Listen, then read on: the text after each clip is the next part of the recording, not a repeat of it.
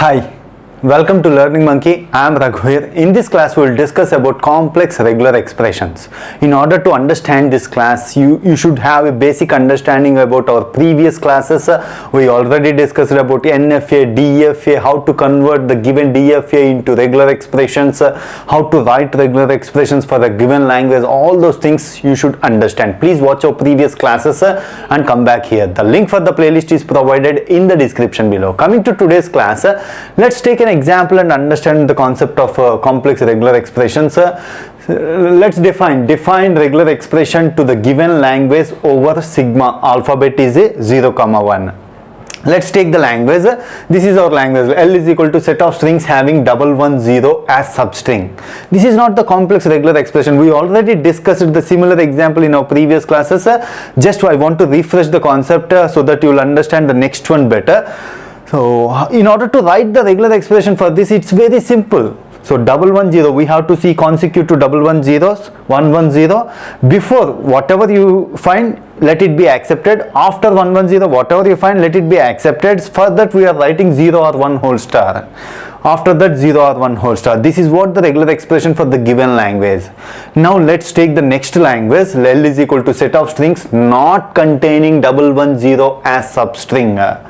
So this is bit complex to write the regular expression not containing 110 as substring. So the string should not contain 110 as substring. Those strings should be accepted. In order to write the logic, see, take an idea about this. 110 means whenever you find two consecutive ones, after that you are not going to identify any zero, only one should be followed. That is how the string should be. So based on that, the logic is whenever you find two ones, after that you are not supposed to find zero. So based on that you have to identify the regular expression. So now let's try different combinations to write the regular expression. 0 or 1 whole star. This is going to generate all the strings that are going to be generated using the alphabet 0 and 1. So this is not the right regular expression. Now take the next combination, 0 or 1 whole star.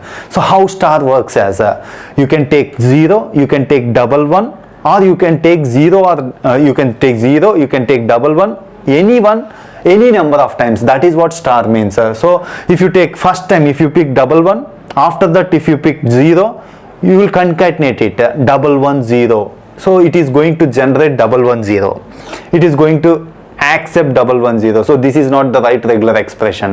Now let's take the different combination, 0 or 1 whole star, 1 star. Why we have written 1 star here? Let's try to understand. And why we have is this combination is going to generate all the strings that are required for our language, not going to generate 1100. So let's try to understand 0 or 1 whole star. How this expression is going to generate the expressions, generate the strings. It is going to generate for the first time if you pick 0, so 0. After that 0 1. If you pick 0 1 0 1. After that 0 1 0 1 0 1 0 0 0. So how this expression is going to generate the strings? Either 0. Sequence of zeros based on the zeros 0 1 0 1 0 1 0 1. It is not going to generate 110. This part of the expression is not going to generate 110. After this part of the expression, why we have written 1 star? Whenever you see two ones in your string, it is moving to this 1 star because it is coming out of this expression. After that the next expression we have is 1 star. So it is moving to 1 star. Whenever it goes to 1 star means it is going to generate only once. After finding two ones, you are not supposed to find 0. That's why after this expression we have written 1 star. Whenever you find two ones, it is coming out of this expression because this expression is not going to generate two ones. It is either it will generate 0, either it will generate 0 1. Okay, that's why this combination is bit possible to generate the expressions, the strings that are needed for our language. But still there is a problem in this expression. Why? What's the problem? But fails to generate 10. If you want to generate a string 10, it is not going to generate the string 10. This expression is not going to generate the string 10. but 10 don't so the string 10 does not contain the string 110. It should be accepted, but this regular expression is not going to generate, means it is not going to accept the string 10. This is a failure case in this combination. So that's why the next combination is 0 or 10 whole star 1 star. This is our final output. This is the combination which is going to generate all the strings that do not contain 110 as substring. But checking all these possibilities is a bit complex too. Write the regular expression, all the possibilities, you have to check all the possibilities, you have to check the failure possibilities, different combinations. In this type of situation, there is a way, whenever in the exams or in the GATE exams, if you find this type of regular expressions, there is alternative way also. So in order to make you understand that alternative way, we have chosen this example. So what we have done here is, we can generate a deterministic finite automata for the given language. This is the DFA for the language that accepts strings 1100 as a substring. This is the DFA that accepts strings that contains 110 as substring. So if you negate it, this is the concept we already discussed in our previous classes. Make final state as non-final state, make non-final states as a final states. This is the DFA which we got after negating this DFA. So final states as non-final states as final states, final state as non-final state. What's this regular expression is doing? What's this finite automata is accepting? This is the finite automata which is accepting the strings that do not contain 110 as a substring. So this is the DFA for our language. In our last class, we discussed how to convert the given DFA into regular expression using Arden's theorem. Now we are going to apply Arden's theorem and identifying the regular expression for this DFA.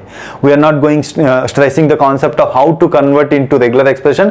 This is already done in our previous classes. Let's refresh. Let's move on faster regarding the conversion. So we will write Q0, Q1, Q2 and Q3 expressions. This is the expressions for the initial state. We will write epsilon.